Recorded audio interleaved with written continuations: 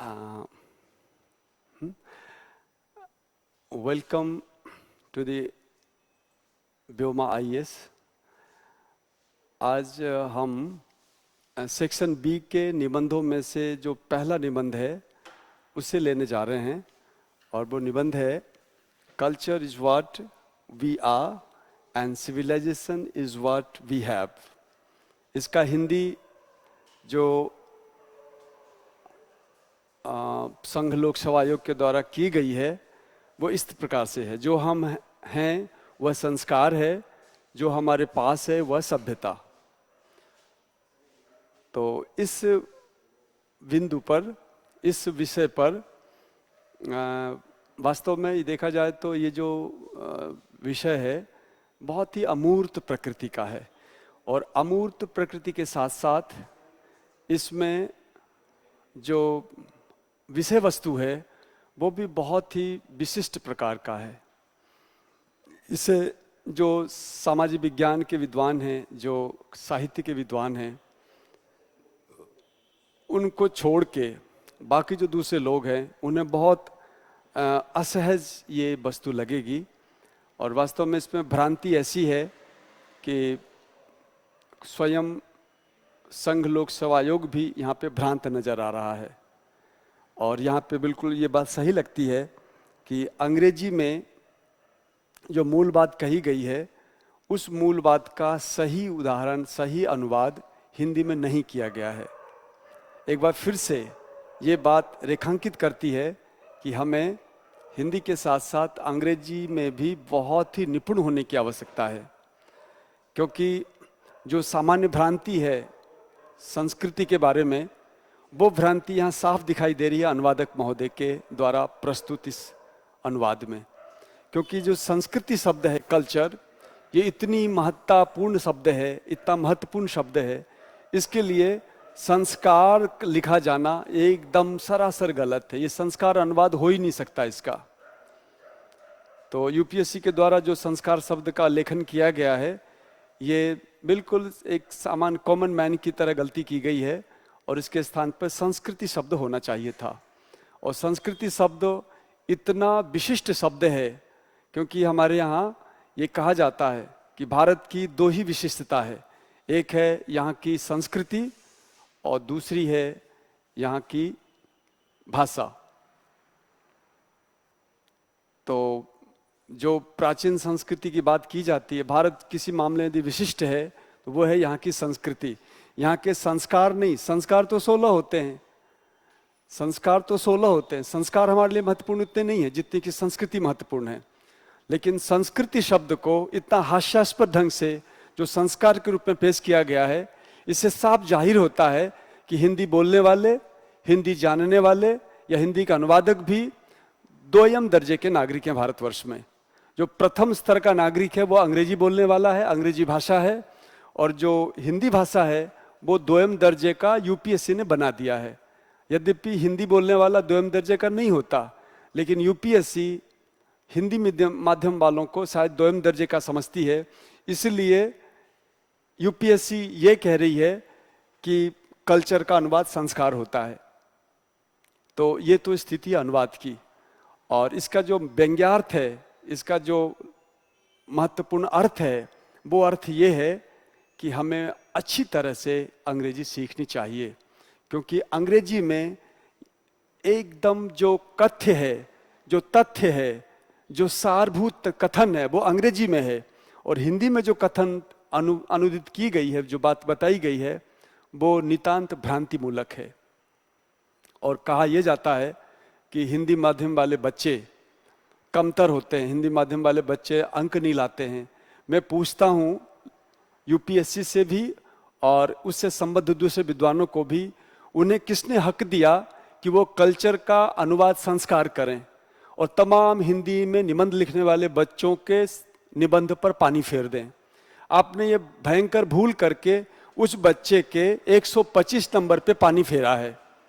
मैं यूपीएससी को निवेदन करना चाहता हूँ कि यहाँ पर फिर से इसकी परीक्षा ली जानी चाहिए, और यहाँ पर जो कल्चर शब्द है इसके लिए जो संस्कार लिखा गया है और अनुवाद करने वाले को विधिवत रेखांकित किया जाना चाहिए कि ऐसा कैसे कर सकते हैं। जहां एक एक नंबर के लिए संघर्ष है, वहां पर आपने 125 नंबर को दांव पे लगा दिया। इतना गूढ़ प्रकृति का ये प्रश्न है। एक तो वैसे ही प्रश्न अमूर्त प्रकृति का है, और बताइए कोई ये सुनेगा कि जो हम हैं वह संस्कार है, जो हमारे पास है वह सभ्यता, ये ऐसा निरर्थक वाक्य सामने आता है जिसका कोई अर्थ नहीं निकलता है। इसके बारे में तो कोई एक वाक्य भी नहीं बोल सकता, क्योंकि ये वाक्य ही अपने आप में विरोधाभासी है। लेकिन अंग्रेजी का वाक्य कहीं कोई विरोधाभास नहीं दे रहा है, अंग्रेजी का वाक्य सही सही अर्थ दे रहा है।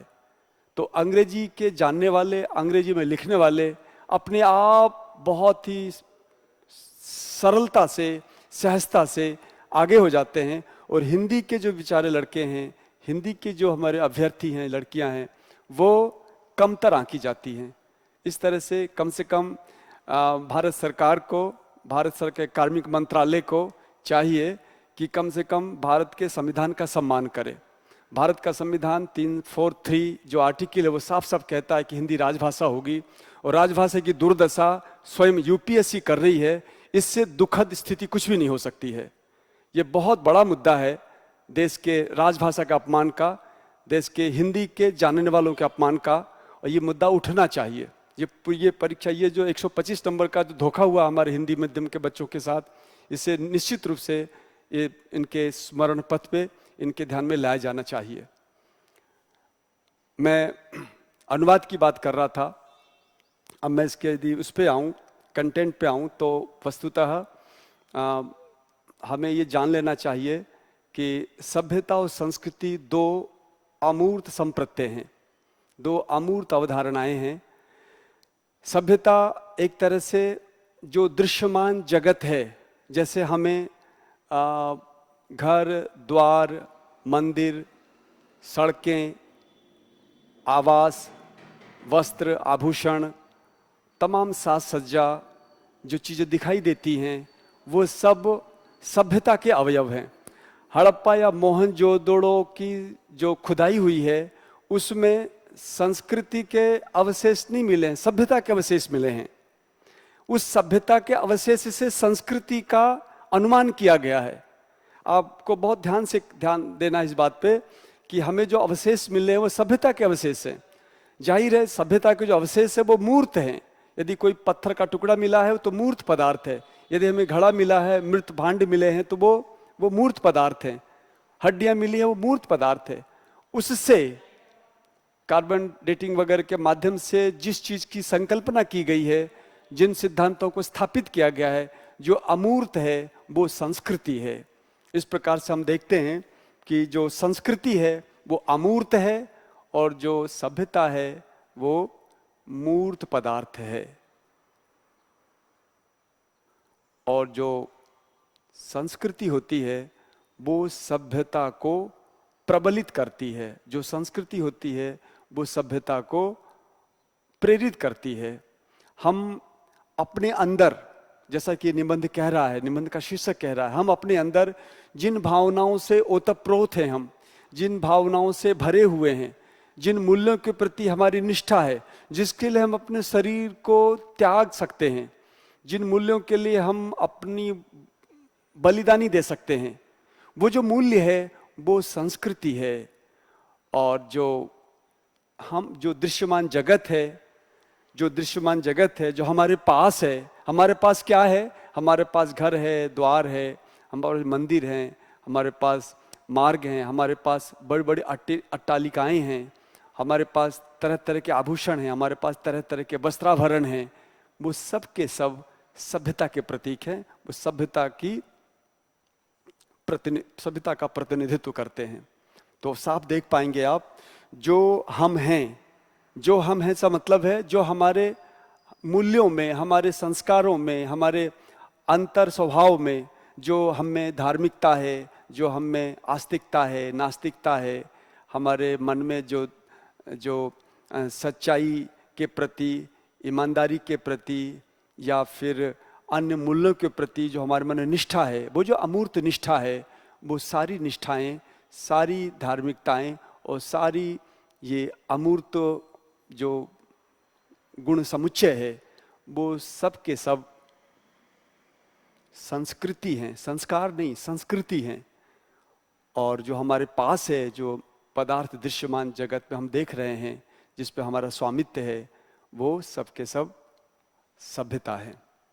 इस प्रकार सभ्यता और संस्कृति को जान लेने के बाद अब हमारी जो व्याख्या की सरणी है, व्याख्या की जो पंक्तियां हैं, वो बनती जाएंगी और हम बता पाएंगे कि ये सभ्यता और संस्कृति है क्या। तो वस्तुतः सभ्यता और संस्कृति में विभेदन यहाँ पे किया गया है, विभेदन करके बताया गया है। अच्छा, यदि हमें कल्चर के बारे में और सिविलाइजेशन के बारे में हमारा संप्रत्यय, हमारी अवधारणा यदि थोड़ी भी भ्रांति मूलक है, तो पूरा का पूरा निबंध बट्टाधार होना है, पूरा का पूरा निबंध ही दूषित होने वाला है। और आप विश्वास मानिए, निबंधों में ऐसा ही होता है। यदि आपने थोड़ी भी गलती की है समझने की, तो पूरा का पूरा निबंध बिल्कुल दूसरी दिशा में प्रवर्तित हो जाएगा, वो जो मूल धारा उससे हट जाएगा। और संघ लोक सेवा आयोग की परीक्षाओं का यही एक सबसे बड़ी समस्या है कि उनके जो प्रश्न होते हैं, वो प्रश्न ठीक से आत्मसात करके फिर उत्तर लिखना होता है। ऐसा नहीं कि कुछ शब्द पकड़ा, अब जैसे अनुवाद आप पकड़ते तो अनुवाद सत्यानाश होने वाला था अनुवाद के हिसाब से। यदि परीक्षार्थी ने ये संस्कार शब्द को पकड़ा है तो गया काम से, और हिंदी इंग्लिश नहीं जानता है ठीक से, तो वो तो बिल्कुल भी इसका अनुवाद को गलत लेगा, और जो लिखेगा वो बिल्कुल अनर्गल प्रलाप करेगा जिसका कोई अर्थ नहीं होगा। तो निबंधों में इस तरह की जो बाधा आती है, एक तो वैसे भी इसमें कई सारी बाधा, एक तो वैसे भी नीम और वो भी करेला, वो भी नीम चढ़ा, जो कहावत हिंदी का है। एक तो वैसे भी अमूर्त विषय है, और दूसरा इसमें अशुद्धियां खुद इतने बड़े संस्थान के द्वारा की गई है, जिसके कारण पूरा का पूरा निबंध एकदम दूषित हो जाता है, एकदम दूसरे मार्ग पे चलने लगता है। तो हम सबसे पहले सभ्यता और संस्कृति को जानेंगे, इसके बाद हम चीज़ों को बोलना शुरू करेंगे। सबसे पहले भूमिका के बारे में मुझे लगता है, मैं यदि 10 मिनट बोलूँगा तो वो लगभग 1000 शब्दों का हो जाएगा। तो मैं निबंध कैसे लिखा जाएगा उसके विषय में बताता हूँ। जैसा कि मैंने आरंभ में बताया था, सबसे पहले भूमिका होगी। भूमिका के जो विस्तार होगा वो लगभग 20% उसका हिस्सा होगा पूरे निबंध का, अर्थात 200 शब्द। 200 शब्द का मतलब होता है 20 पंक्ति। तो भूमिका में हम ये कह सकते हैं, वास्तव में सभ्यता और संस्कृति दोनों ही एक दूसरे से अंतः संबद्ध हैं। संस्कृति अमूर्त है, सभ्यता मूर्त है।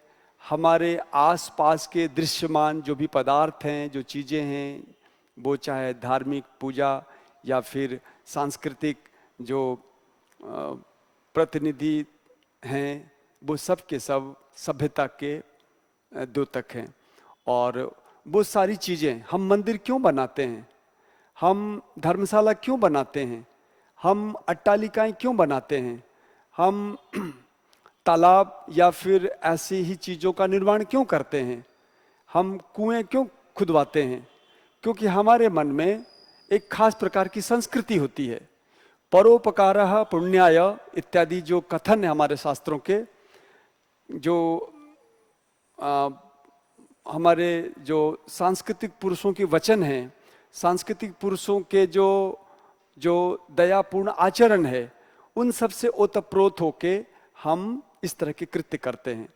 भगवान बुद्ध ने जो कृत्य किया, वो अपने सुखों की तिलांजलि देके पूरे संसार के दुखी जनों के दुख को दूर करने के लिए उस समय इतनी बड़ी क्रांति की। तो ये जो उनका इस तरह समर्पण भाव है, ये जो उनका चिंतन है, जो उनका विश्वास है, वो संस्कृति का हिस्सा है।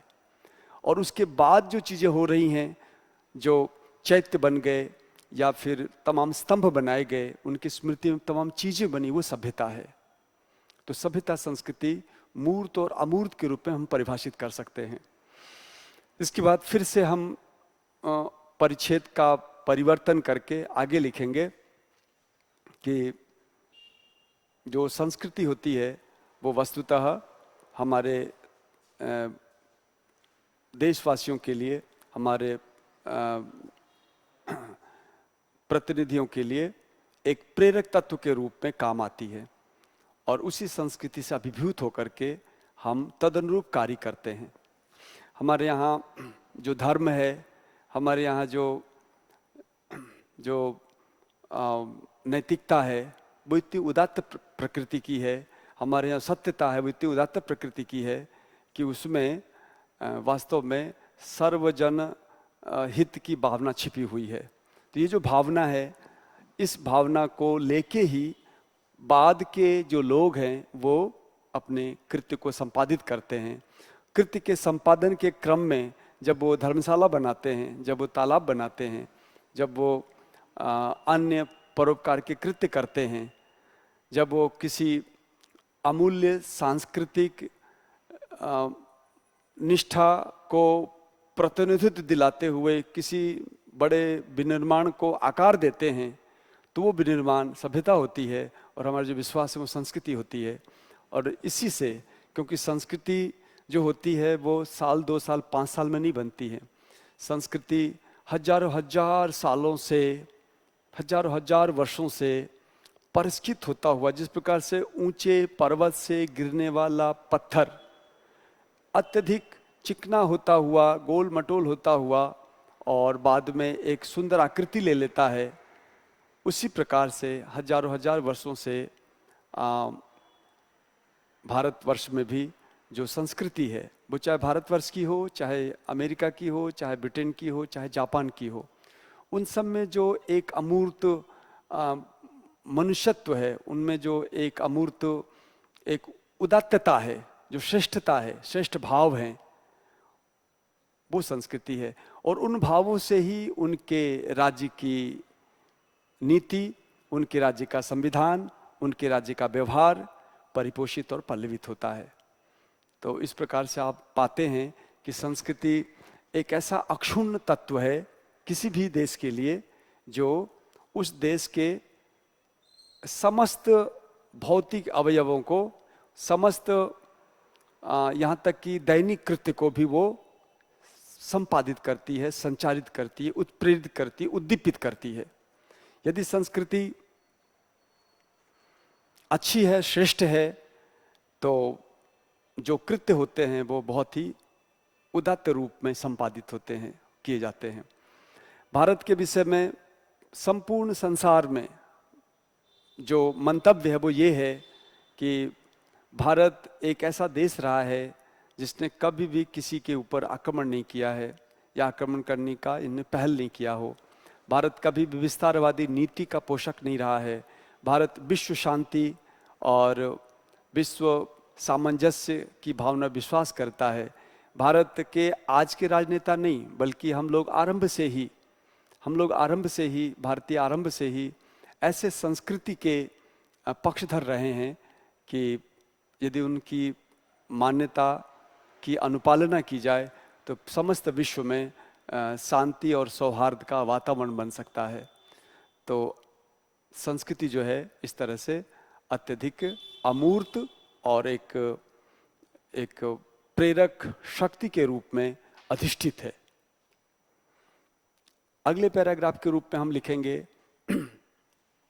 यदि हम भारत का पक्ष लेते हैं तो भारत के संदर्भ में संस्कृति की विशेषताएं, संस्कृति है क्या, किस चिड़िया का नाम संस्कृति है। हमने कहा कि जो अंतर्भूत गुण हैं, जो अदृश्य शक्तियां हैं, जो अदृश्य मूल्य हैं, वो संस्कृति है। तो फिर संस्कृति ऐसी कौन कौन सी हैं, तो आइए उस पर गौर करते हैं।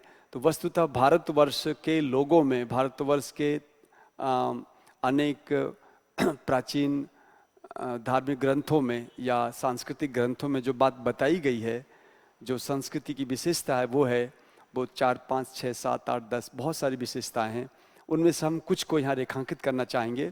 जैसे सत्यता, सत्य के प्रति भारतीयों का विशेष आग्रह है। और हम चाहे कितने भी धार्मिक हों, हम चाहे कितने भी आडंबरवादी हों, लेकिन सत्य सत्य होता है और सत्य का सम्मान हम हमेशा से करते आ रहे हैं। और सत्य को हमारे उपनिषदों में स्पष्ट तौर से एक प्राप्तव्य बताया गया है। अब देखेंगे जो ऋग्वेद का जो मुख्य जो वर्ण विषय है, ऋग्वेद का जो प्राण तत्व है वो ऋत है। रित का एक पर्याय सत्य भी होता है।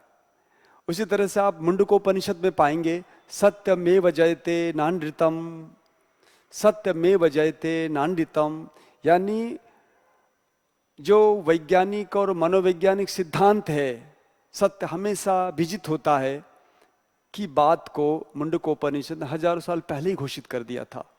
तो सत्यता भारतीय संस्कृति का एक बहुत ही अक्षुण्ण, बहुत ही प्रचंड और प्रमुख तत्व है। इसी प्रकार से अहिंसा, हमारी संस्कृति की दूसरी विशेषता अहिंसा है।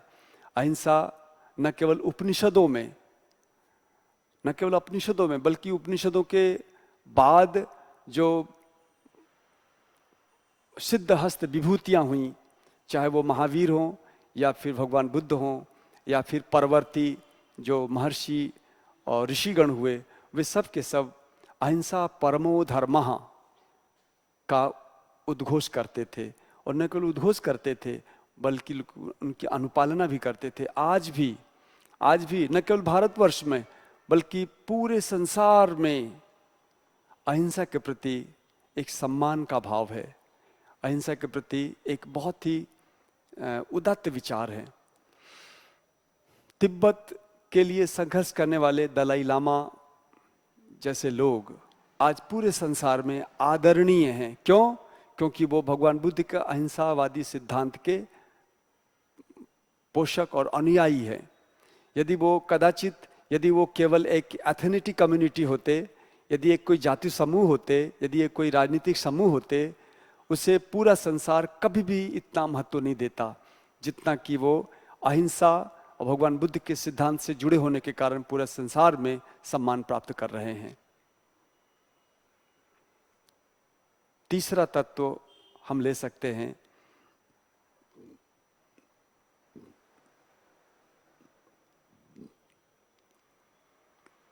कर्मशीलता।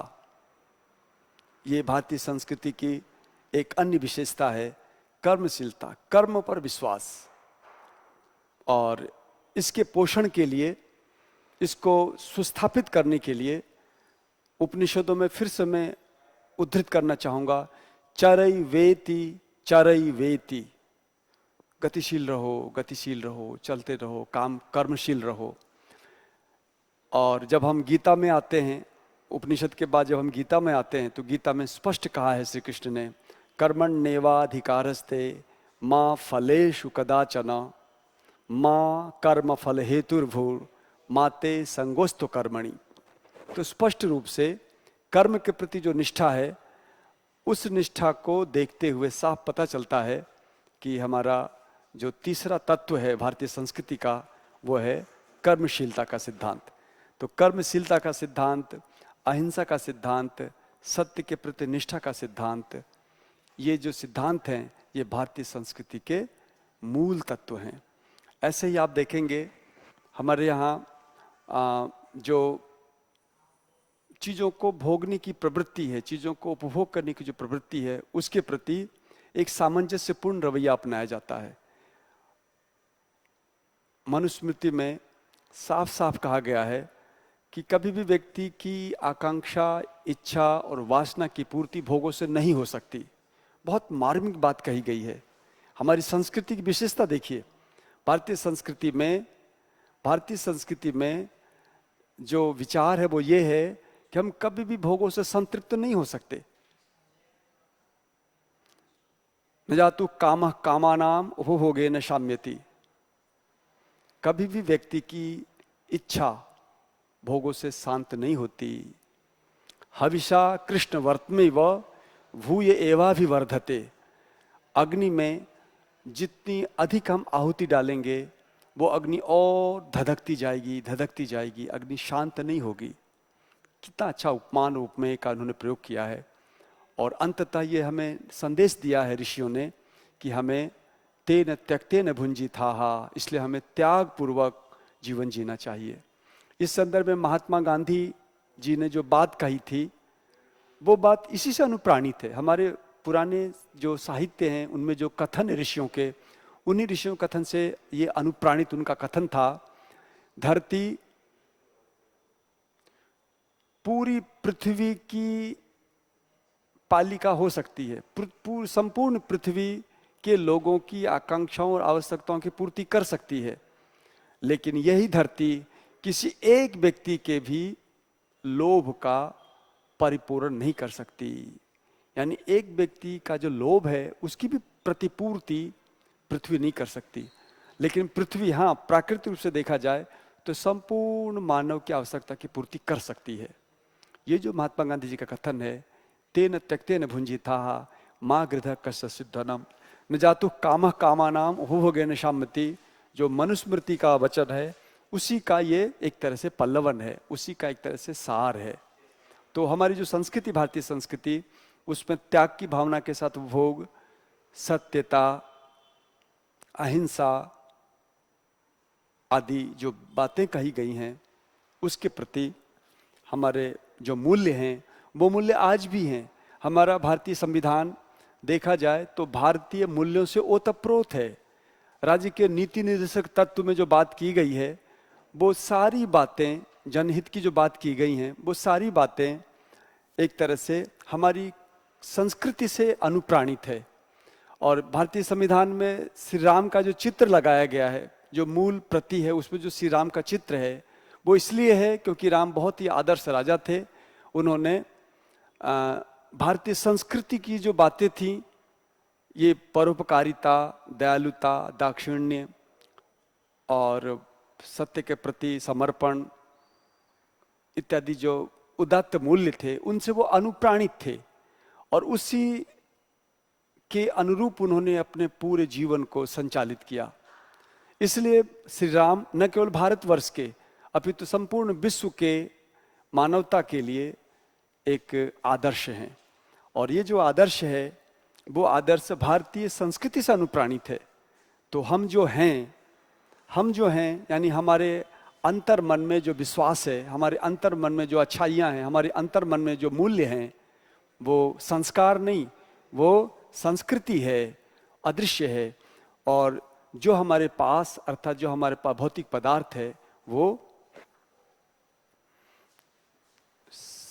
सिविलाइजेशन है या सभ्यता है, ये बात प्रमाणित होती है।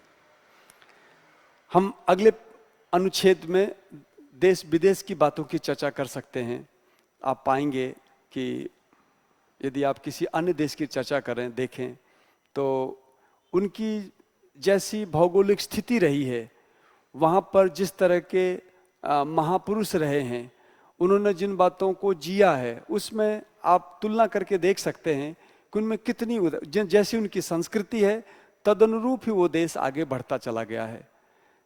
पश्चिम का नाम लेना यहाँ पे बहुत ही स्वाभाविक होगा क्योंकि पश्चिम के देशों की जो संस्कृति है वो भारतीय संस्कृति से बिल्कुल पृथक है।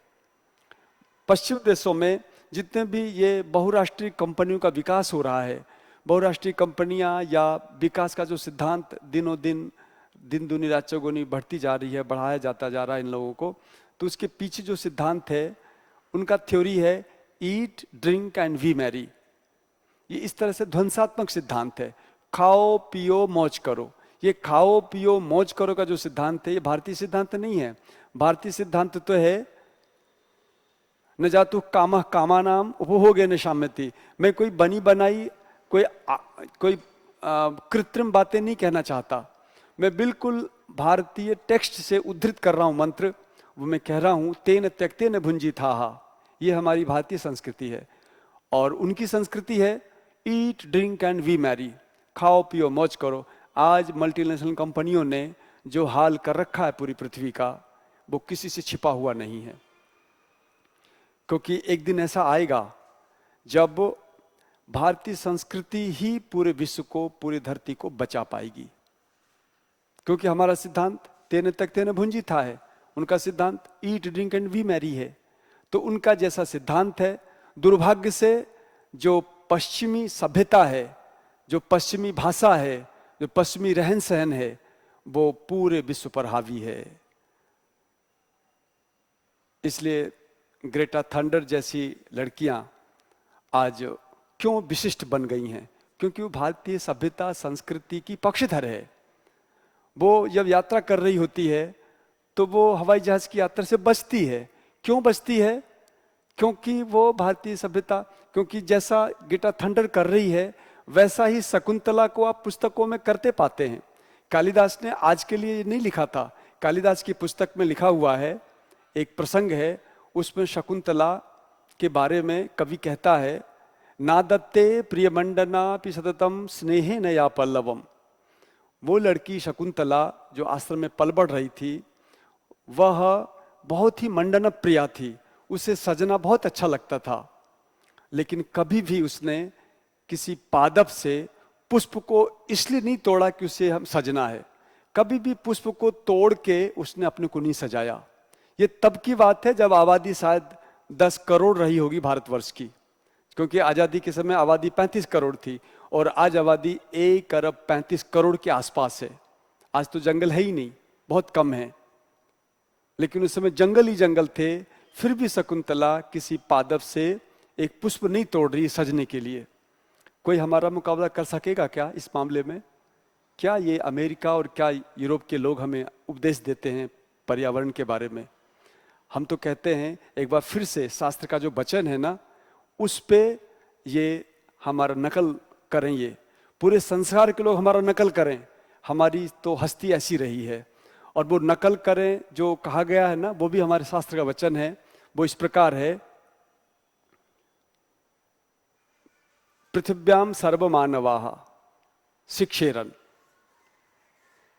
हमारे स्मृति का वचन है, मानव जितने भी पृथ्वी में हैं सब के सब यहाँ जन्म लेने वाले द्विजों से, यहाँ जन्म लेने वाले श्रेष्ठ आचरण मनीषियों से, ऋषियों से, मुनियों से अपने अपने चरित्र की शिक्षा लें। बहुत आश्चर्य होता है कि ऐसा उदात्त चरित्र भारतीयों का था कि सारे संसार के लोगों को हमारे चरित्र से शिक्षा लेने की आवश्यकता थी, और हमने डिंडिम घोष किया था। तो ग्रेटा थंडर की जो गुरु है, ग्रेटा थंडर की जो प्रेरणा दे रही है, वो हमारी शकुंतला दे रही है। और ग्रेटा थंडर तो अब जब दुखी है पूरा संसार तब ऐसा कर पा रही है। हम तो तब अपनी प्राकृतिक वैभव से संपन्न थे, वो वनवासिनी थी, ब्रह्मचारिणी थी, उसे पूरा अधिकार था क्योंकि पौधों को सींचती थी, वो उसी के द्वारा पाले गए, पोषे गए, संरक्षित किए गए पादप थे वो। फिर भी वो पुष्पों को तोड़ के अपने लिए प्रयोग में नहीं लेती थी। ये हमारी संस्कृति थी। तो उस संस्कृति से अनुप्राणित होकर के, जैसा कि प्रधानमंत्री जी ने विश्व मंच पे बार बार कहा है कि आप हमें, वो प्रधानमंत्री जी तो थोड़े विनम्र हैं, वो उतने स्पष्ट रूप से नहीं कह पाते हैं क्योंकि वो दंभपूर्ण कथन करना नहीं चाहते होंगे, लेकिन सच्चाई ये है कि हम घमंड करने योग्य हैं, हमें घमंड होना चाहिए। मैं गर्व की बात नहीं कर रहा, हमें घमंड होना चाहिए कि हमारी संस्कृति पर्यावरण को संरक्षण करने वाली रही है। और इस बात को विश्व जितना जल्दी सीख ले उतना फायदा पूरे विश्व को होगा और ये शायद संसार बच जाए। तो भारतीय संदर्भ में जब हम संस्कृति की बात करते हैं तो संस्कृति वास्तव में पर्यावरण प्रेमी संस्कृति है, सत्यता की संस्कृति है, अनुशासन की संस्कृति है, भोग से परे जाने की संस्कृति है, सत्य बोलने की संस्कृति है, सत्य आचरण की संस्कृति है। और इन संस्कृतियों से अनुप्राणित जो भारतीय है वो देश को संचालित कर रहा। लेकिन दुर्भाग्य से हमारी जो संस्कृति है वो बहुत सारे दूसरे मूल्यों के प्रभाव के कारण थोड़ी सी विचलित सी होती नजर आ रही है इन दिनों। हम अपने स्वाभिमान को भूले हुए हैं। तो मुख्यतः जो ये culture is what we are and civilization is what we have का जो कथन है, ये मूलतः तो सभ्यता और संस्कृति में अंतर बताने का है और उसके तमाम आयामों को बताने का है। जैसे कि मैंने कुछ सभ्यताओं के बारे में बात की, तो यदि हम इन बेसिक बातों को, यदि हम इन मूलभूत तथ्यों को समझते हैं तो हम इसमें बहुत सारे आयाम जोड़ के इस निबंध को एक आकर्षक निबंध के रूप में परिणत कर सकते हैं।